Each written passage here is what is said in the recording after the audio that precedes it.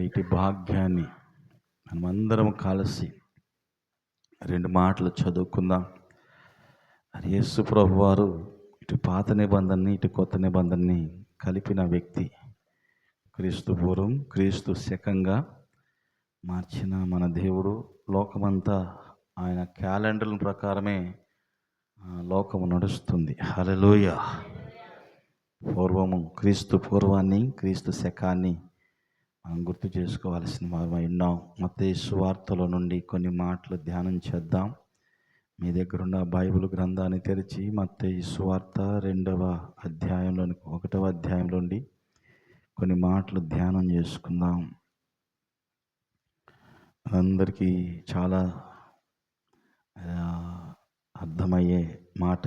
చాలాసార్లు మనం విని చెప్పిన ఈ మాట మరొకసారి మనం విందాం. చూద్దాం. 18వ వచనం, 1వ అధ్యాయము 18వ వచనం. యేసు క్రీస్తు జననము ఇట్లనగా, ఆయన తల్లి అయిన మరియా యేసునకు ప్రధానము చేయబడిన తర్వాత వారు ఏకము కాపక మునుపు ఆమె పరిశుద్ధాత్మలను గర్భవతిగా ఉండెను. ఇది చరిత్ర ఆధారాలకు కానీ సాక్ష్యాలకు కానీ మనుషులకు కానీ ఇప్పటికీ అర్థం కాని సత్యం ఏంటంటే పరిశుద్ధాత్మతో ఎలా గర్భం అయ్యిద్దని కదా. మరి బైబిల్లో ఆదికాండంలో నరుని ఆదామును చేసినప్పుడు జీవాత్మ ఊదినప్పుడు నరుడు జీవాత్మ అయ్యాను. మరి ఆత్మ ఎవరిది? దేవుడిది. ఇప్పుడు పరిశుద్ధాత్మ ఎవరిది? మరి ఆదాములో ఊదితే వచ్చిన ఆత్మ, బొమ్మగా చేయబడిన ఆత్మ ఆదాము మనిషి అయితే పరిశుద్ధాత్మలో ద్వారా గర్భవతి అవటం పెద్ద ఆశ్చర్యం ఏముందండి? ఈ సత్యం తెలియక చాలామంది బైబిల్ని అటు ఇటు తిరగేసి ఏదేదో పేర్లు పెడుతుంటారు. గమనిద్దామా? ఆమె ఏమైందంటే ఆమె పరిశుద్ధాత్మలను గర్భవతికును. ఆమె భర్త అయిన యేసేపు నీతిమంతుడైండి ఆమెను అవమానపరచనులక రహస్యంగా మనం విడనాడా ఉద్దేశించును. ఎందుకు వచ్చిందిలే మనకి తెలియదు కదా. ఎందుకు వాళ్ళ మీద నిందలేయటం, అవమానపరచటం? పెళ్ళి కాకుండానే ప్రెగ్నెంట్ అయింది. లోకం అంతా ఏకమై కూడై కూర్చే రోజులు అవి. అయితే ప్రభు చూడండి, అంతటా 20వ వచనం, ఈ సంగతులను గూర్చి ఆలోచించుకొనుచుండగా ఇదిగో ప్రభువు దూత స్వప్నమందు అతనికి ప్రత్యక్షమై, దావీదు కుమారుడైన యేసేపు, నీ భార్యను మరియను చేర్చుకొనుటకు భయపడకము. ఆమె గర్భము ధరించింది, పరిశుద్ధాత్మ వలన కలిగినది. ఆమె కుమారుని కన్ను. తన ప్రజలను వారి పాపముల నుండి ఆయనే రక్షించును గనుక ఆయనకు యేసు అని పేరు పెట్టుదురు. ఒకసారి చప్పట్లు కొడదామా? హల్లెలూయా కదా. ఏం పేరు ఆయన పేరంట? ఏం చేస్తాడు ఆయన? చూడండి, ఏం చేస్తున్నాడు ఆయన? దేవదూత యేసేపుకి వాక్యాన్ని బోధిస్తున్నాడు. నీతిమంతుడంటే బైబిల్లో విశ్వాసము గలవాడని అర్థం. అబ్రహాము దేవుని నమ్మెను, అతనికి నీతిగా ఎంచబడెను. యేసేపు కూడా నీతిమంతుడే. బైబిల్లో 11 మంది ఉన్నారు యేసేపులో. ఎంతమంది ఉన్నారు? 11 మందిలో ఈయన ఒక ఆయన. ఓకే, చూడండి, దేవదూత వాక్యం చెప్తుంటే యేసేపు ఎంత భార్య చూడండి. 20 వచ్చింది, ఆమె ఒక కుమారుని కనును. నెక్స్ట్ ఏం జరగబోద్దో కూడా ఆలోచన కలిగిస్తున్నాడు. ఇప్పుడు గర్భవతిగా ఉంది, కానీ నెక్స్ట్ ఎవరు పుడతారు? కుమారుడు పుడతాడు. కుమారుని కను. తన ప్రజలు తన వారి పాపములుండి ఆయనే రక్షించును గనుక ఆయనకు యేసు అని పేరు పెట్టుదురు. హల్లెలూయా. ఈరోజు మనిషి చేసిన పాపం కోసం తిరగని గుళ్ళు లేవు, ఎక్కని కొండలు లేవు, చూడని ప్రదేశాలు లేవు. మనిషి ఆకాశ శిఖరానికి వెళుతున్నాడు తన పాపాన్ని పోగొట్టుకోవటానికి. గంగలో మునగటానికో, కాశీలో మునగటానికో, ఇలా రకరకాలుగా చాలామంది తమ చేసిన పాపాలు పోవటం కోసం ఎక్కడెక్కడో తిరుగుతున్నాడు. ఇంకా తెలిసిన వాళ్ళు అంటారు, చేసిన పాపం ఊరికినే పోదు కదా. నిజమే, ఏ పాపం చేసినా దానికి మూల్యం చెల్లించాల్సిందే. హల్లెలూయా. అర్థమైందా?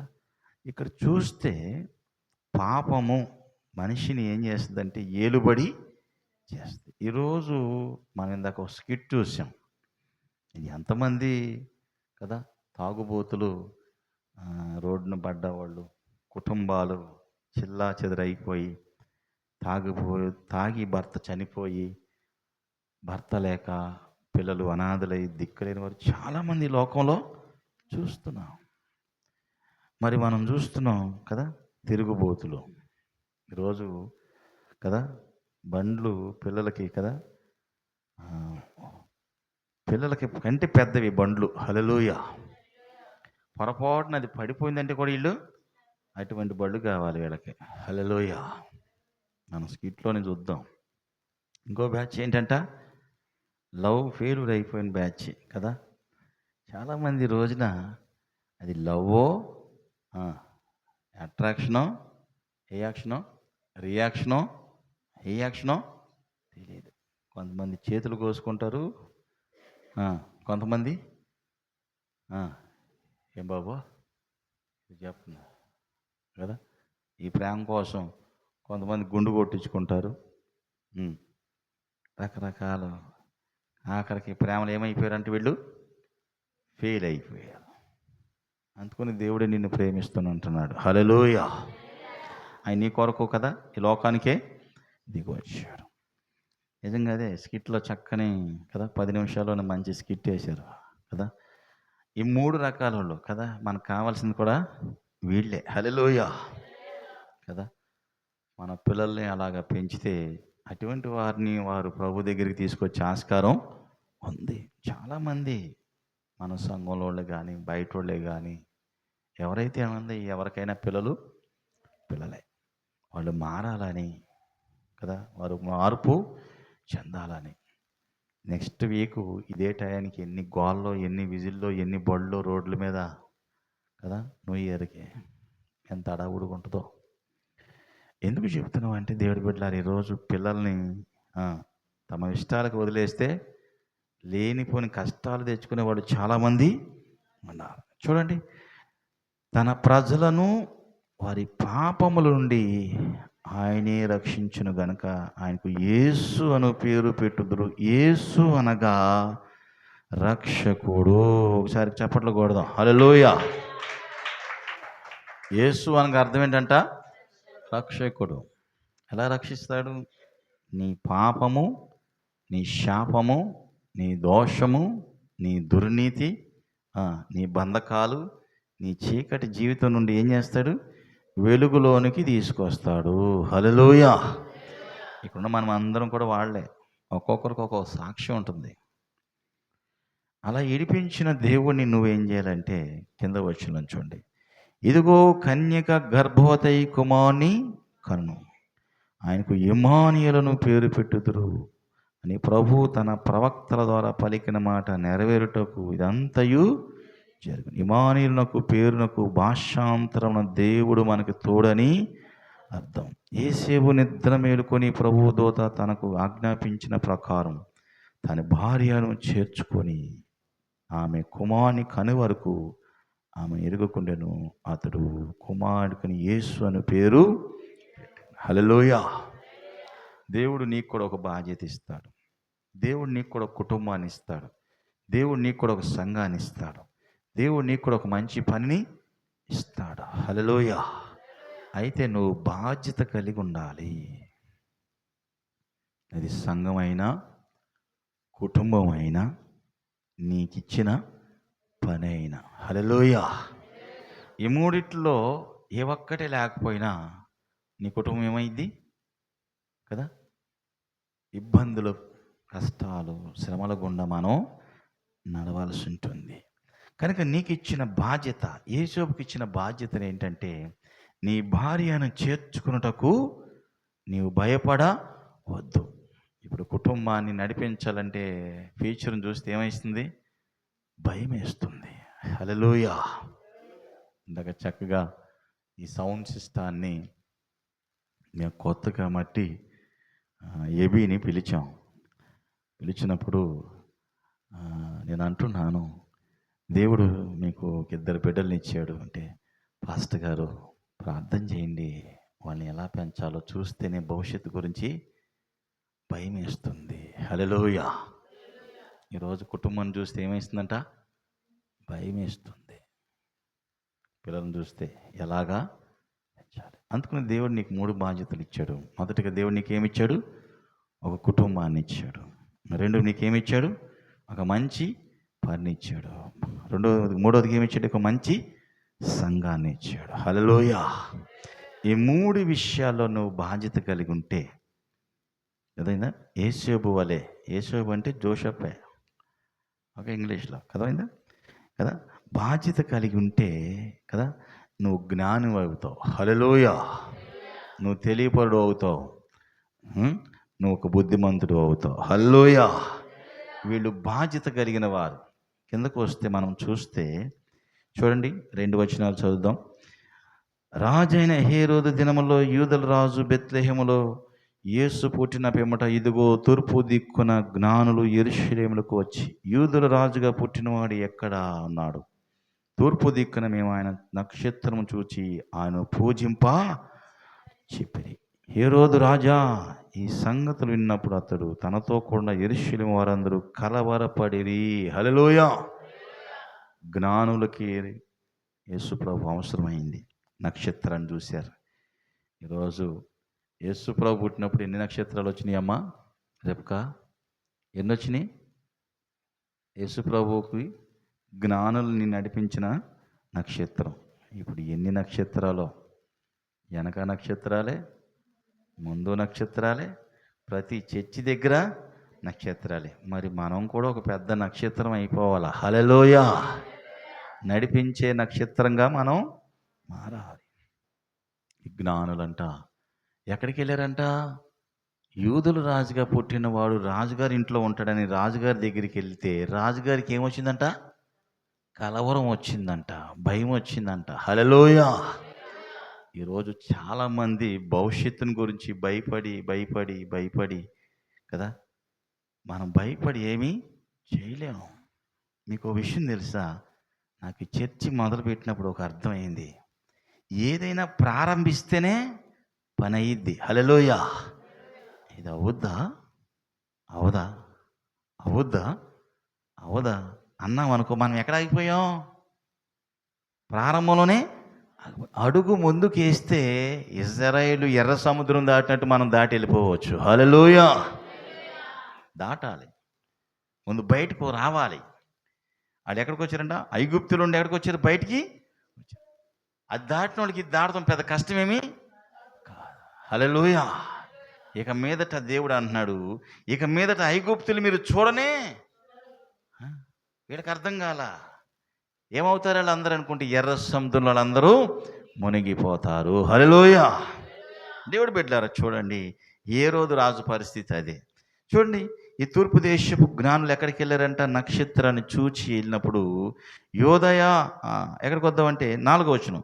కాబట్టి రాజు ప్రధాన యాజకులు ప్రజలందరితో శాస్త్రులందరితో సమకూర్చి క్రీస్తు ఎక్కడ పుట్టినని వారిని అడిగారు. అందుకు వారు యోదయ బెత్లెహేములో, ఏలైనగా యోదా బెత్లెహేమా, యోదా దేశపు బెత్లెహేమా. హల్లెలూయా.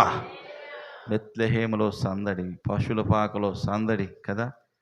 నిజంగా పశువుల పాకలో సందడి ఉంటుందా? ఏముంటుంది?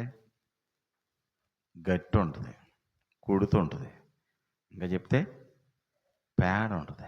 అక్కడ కూడా సందడే. హల్లెలూయా కదా. నెక్స్ట్, నీవెంత మాత్రము అల్పమైన దానివి కావు, ఇశ్రాయేలు నా ప్రజలను పరిపాలించు అధిపతి నీలోండి వచ్చును. ప్రవక్త ద్వారా పలికిన మాట. చూడండి, ఇంకా 2 మాటలు చూద్దాం. అంతటా హేరోదు రాజు ఆ జ్ఞానులు రహస్యంగా పిలిచి ఆ నక్షత్రం కనపడిన కాలం వారి చేత పరిష్కారంగా తెలుసుకొని మీరు వెళ్ళి ఆ శిష్యుని విషయమే జాగ్రత్తగా విచారించి తెలుసుకోనగానే నేను వచ్చి ఆయన్ను పూజించినట్లు నాకు వర్తమానం తెండని చెప్పగా వారిని బెత్లెహేముకు పంపెను. వారు రాజు మాట విని బయలుదేరి పోచుండగా ఇదిగో ప్రభు తూర్పు దేశపు వారు చూచి నక్షత్రం ఆ శిశువున్న చోటికి మీదగా వచ్చి నిలిచి వారి ముందు నడిచి ఆ నక్షత్రమును చూచి వారు అత్యానందభరితులై, ఒకసారి గట్టిగా చెప్పలు కొడదాం హల్లెలూయా. దాకా మనం చక్కగా పాటలు పాడి డ్యాన్స్లు వేసినప్పుడు ఆనందం వేసింది కదా. ఆ పిల్లల్ని చూసినప్పుడు ఈ 2 రోజులు, ఒకరోజు 11 అయిపోయింది, రెండో రోజు 12 దాటిపోయింది. అర్థమైందా? రూతమ్మ మనవరాలు రాలేదా కదా, ఆ పాప నడుము మీద చెయ్యెట్టి ఎగురుతూనే ఉంది హల్లెలూయా కదా. ఎత్తుకుంటే రాని స్టానీలు కొడుకు ఏకంగా నాతో పాటు కూడా డ్యాన్స్ చేశాడు హల్లెలూయా. గమనించండి దేవుడి బిడ్డలారా, మనం ఏదైనా చేస్తేనే ఇంకొకరు చేస్తారు హల్లెలూయా. మనం చెయ్యాలి, చేపించాలి హల్లెలూయా. గమనించండి కదా. నాకు ఏమి చేయటం రాదు, మా అక్కని చూసి నేర్చుకున్నాను మొన్న రాత్రి. ఎందుకంటే చెయ్యి ఎటు చెప్తామే కదా అనిపించింది కదా. ఈ చెయ్య ఎటు చెప్తాం కదా, కదలకుండా కదా. ఇట్లా అంటుంది. నేను అనుకున్నా కదలకుండా కూడా వేయొచ్చు, నాకు అప్పుడే తెలిసింది. మామూలుగా డ్యాన్సు ఇటు ఒక అడుగు ఎటు కూడా వేయలేదు కదా. మీరు రండి, మీరు కూడా రండి, మనం అందరం చర్చికి వెళ్దాం రండి. ఎంత బాగా వేశారు కదా హల్లెలూయా. నిజంగా నాకు అక్కసాగి నేర్పించింది మొన్న. ఎక్కడంటే పాలరాజన్ ఇంటికాడ డ్యాన్స్ చేస్తుంటే ఇంటికి వెళ్దామా టిఫిన్ చేద్దామా, ఇంటికి వెళ్దామా టిఫిన్ చేద్దామా హల్లెలూయా కదా. రండి, చివరి మాట చెప్పి అత్యానంద భరితులై కదా. యేసుప్రభుని చూసినప్పుడు ఎంత ఆనందం వేసిందో హల్లెలూయా. మా పక్కింటోని చూస్తే మాకు అటువంటి ఆనందం వేద్దే కదా. చూడండి, వారు ఈ మాట చదివి ప్రార్థన చేద్దామా. రాజు మాట విని బయలుదేరిపోచున్న ఇదిగో తూర్పు దేశున వారు చూచిన నక్షత్రం ఆ శిశువున్న చోటికి మీదుగా వచ్చి నిలువుగా వారికి ముందుగా నడిచాను. వారు ఆ నక్షత్రము చూచి అత్యానంద భరితులై ఇంటిలోనికి వచ్చి తల్లి అయిన మరియను శిశువును చూచి సాగిలపడి హల్లెలూయా. జ్ఞానులు ఏం చేశారంట, ఆ శిశువుని చూస్తే వాళ్ళకి ఆనందంలో ఏం చేయాలో తెలియలే కదా. కొంతమంది పిల్లల్ని చూస్తే మనం గమ్మునే ఉండలేం, నవ్వనన్నా నవ్వుతాం, గిల్లనన్నా ఏమి చేయలేకపోతే కనీసం ఏం చేస్తాం, టాటా అంటాం. ఆడు మాత్రం చెప్పడం హల్లెలూయా కదా. ఎందుకో పిల్లల్ని చూస్తే మన మనసు ఏం చేద్దే, పులకిస్తుంది కదా. ఎట్కేళ్ళకు మా రిత్విక కూడా ఈరోజు డ్యాన్స్ చేసింది హల్లెలూయా. ఇంకా సింపుల్ డ్యాన్స్, మీరు కూడా రండి, మేము కూడా వస్తాం హల్లెలూయా. నేర్చుకోండి కదా, కదలకుండా చక్కగా. దేవునికి స్తోత్రం. రండి కదా. ఎంత సంతోషం అంట, అత్యానంద భరితులై ఇంటిలోకి వచ్చి తల్లి అయిన మరియను శిశువును చూసి సాగిలపడైనను పూజించి. ఇది పూజ. ఇటువంటి పూజ అంట చూడండి, తమ పెట్టెలను విప్పి హల్లెలూయా. ఏమి విప్పారంట, పెట్లు. మరి మీరేం పెట్టెలు తెచ్చారు నాకు తెలియదు కానీ హల్లెలూయా. ఇప్పుడు మర్చిపోతే పొద్దున తీసుకురండి, అదిగో షాక్ కూడదు తేపోతే హల్లెలూయా. తమ పెట్టెలను విప్పి బంగారము హల్లెలూయా, బంగారము. దేవునికి స్తోత్రం. ఏం కావాలంట, బంగారం. ఈ భూమి మీద ప్రజెంట్ రెండు విలువగా వెళ్తా ఉండే, ఒకటి బంగారం, 2 భూమి. ఎండ ఎక్కడుందండి కదా. చూడండి, బంగారం భూమి 2 సమపాలుగా వెళ్తున్నాయి. బంగారము కదా సామ్రాణిని బోళములు కానుకలుగా ఆయనకు సమర్పించిరి హల్లెలూయా. ఇది దేవునికి జ్ఞానులు ఇచ్చింది ఏంటంటే ఫస్ట్ బంగారం. ఏమంటారు, ఏమిచ్చారంటే దేవుడికి. మరి మనం కూడా ఇవ్వచ్చా, ఇవ్వకూడదా? మీకున్నప్పుడు పోనీ మీరు పెట్టుకున్నప్పుడు కానుక పెట్టి ఖాళీగానే ఉంది కదా, తీసుకొచ్చి కానుక పెట్టిలో బంగారం వేసేయండి. హల్లెలూయా. రెండోది ఏంటంట, సామ్రాణి. ఎందుకంటే యేసు ప్రభు జననాన్ని, మరణాన్ని, పునరుద్ధాన్ని మూడు సూచించి కదా కదా ఆయన చనిపోయినప్పుడు ఒక లెటర్ రాశాడు. ఏంటంట, యూదుల రాజు. హల్లెలూయా. పిలాతు అడుగుతాడు, నువ్వు యూదుల రాజు అంటే, అవును నువ్వు అన్నట్టే, నేను యూదులకే రాజు దగ్గరే కదా బంగారం ఉంటుంది. రాజుగారు చేతికి ఒక ఉంగరం ఉంటుంది, బంగారపు ఉంగరం. దాన్ని ఉపయోగిస్తాడు. దానియేలు కాలంలో దానియేలు ప్రార్థన చేయకూడదని ఉంగరంతో ముద్ర వేస్తాడు. చూసారు, బంగారము సామ్రాణి కదా. ఇప్పుడు మనం షింక్ అయ్యే మాట ఏంటంటే, నా పాపముల కోసం ప్రభు సిలువలో చనిపోయాడు, అదే నీ పాపానికి విడుదల. హల్లెలూయా. ఇక నువ్వు రక్తం కార్చే పని లేదు, నువ్వు రక్తం కార్చాల్సిన పనే లేదు. నీ పాపాలన్నిటి కోసం ప్రభు ఎప్పుడో సిలువలో రక్తము కార్చేసి చనిపోయి కదా సామ్రాణి. తర్వాత బోళం. హల్లెలూయా. ఆయన తిరిగి లేచాడు పునరుద్ధానుడై. చప్పట్లు కొడదాం. హల్లెలూయా. అటువంటి జీవం గల దేవుణ్ణి నువ్వు నేను కలిసి ఆరాధిస్తున్నాం. అటువంటి ఆరాధించడానికి మనకి ఆదివారము, శుక్రవారము కదా, మంగళవారము, ఇటువంటి పండగలు అన్నీ కలిసి చేయటానికే దేవుడు మనకి ఇచ్చిన మంచి అవకాశాన్ని మనం అందరం కూడా ఏం చేయాలంటే సద్వినియోగం చేసుకోవాలి. దేవుడి దయ వల్ల మన చర్చిలో మన బెడ్లు ఉండటం వల్ల మీరు ఎప్పుడైనా వచ్చి ప్రార్థన చేసుకునే అవకాశం కలిగింది. హల్లెలూయా. మీరు ఎప్పుడైనా రావచ్చు, కాసేపు ప్రార్థన చేసుకోవచ్చు. పాలరాజన్న వస్తుంటాడు, ప్రార్థన చేసుకుంటాడు. సంఘ పెద్దలు వస్తారు, ప్రార్థన చేస్తారు. ఇంకెవరైనా సరే, నేను ప్రార్థన చేశాను, ఎప్పుడు తలుపులు మూసుంటాయి ప్రభు అని కదా. కాబట్టి దేవుడి బిడ్డలారా, మీకు ఇచ్చిన అవకాశాన్ని మీరేం చేయాలి, సద్వినియోగం చేసుకోండి. మీ పాపములు ఎలాగో క్షమించబడియో, ఇంకా క్షమించబడిన వాళ్ళు లోకములో నీ బంధువులు ఉన్నారు, స్నేహితులు ఉన్నారు, ఆత్మీయులు ఉన్నారు కదా, చాలామంది ఉన్నారు. వారందరూ కూడా రక్షించబడాలంటే నా ప్రార్థన ఎంతో అవసరం. కనుక వారి కోసం నేనేం చేయాలి, ప్రార్థన చేయాలి. అయితే నిన్ను నన్ను చెడగొట్టే ఒక యోరోదు రాజు ఇక్కడ ఉన్నాడు. ఆ మాట చదివి ప్రార్థన చేద్దాం. చూద్దామా 2 వచనాలు.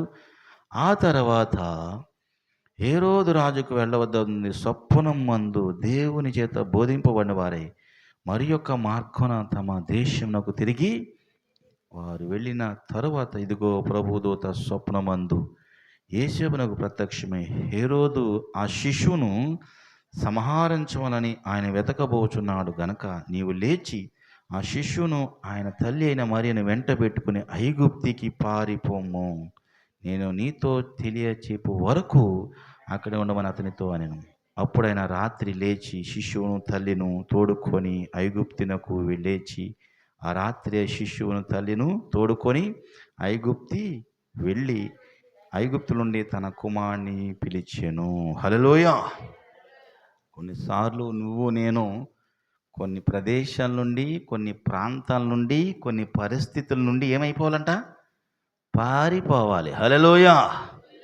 ఏం చేయాలి, పారిపోను, నేను ఇక్కడే ఉంటానంటే ఏమైంది మన పని, అంతే.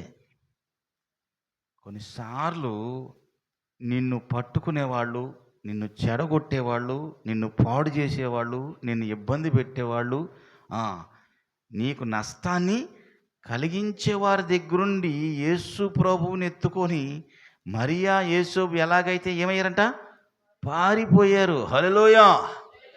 జ్ఞానులు అక్కడ నుండి ఏమైపోయారు, తప్పించుకొని వెళ్ళిపోయారు. అందుకొని దేవుని బిడ్డలారా, నేను వాక్యాన్ని ముగిస్తున్నా.